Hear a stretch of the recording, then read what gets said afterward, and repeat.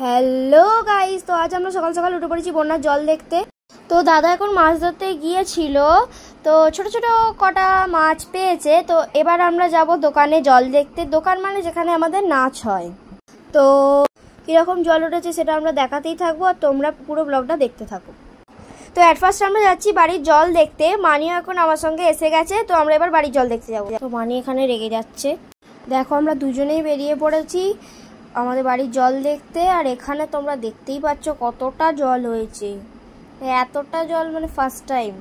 এতটা জল কোনোদিনও মানে এতটা ডুবে যায়নি কোনোদিনও, জাস্ট ফার্স্ট টাইম এটা।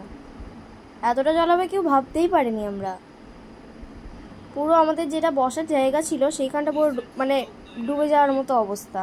আর এখানে জল ঢুকতেও শুরু করে দিয়েছে, আর ব্যাঙগুলো এখানে এসে বসে আছে। তো চলো আপডেট দিতেই থাকবো, তোমরাও ব্লগটা দেখতে থাকো।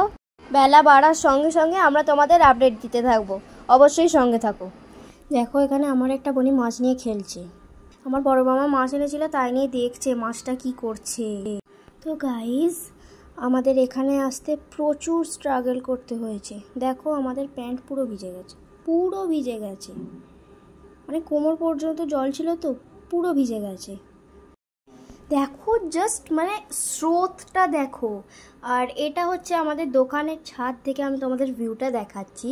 মানে স্রোতটা খেলছে, মানে জাস্ট ইটের যে মানে ধার দিয়েছিল, গার্ডওয়াল দিয়েছিল, সেই গার্ডওয়ালটা মানে টপকে গেছে, জল ঢুকে গেছে। আর এখানে তো মানে কোমর পর্যন্ত জল।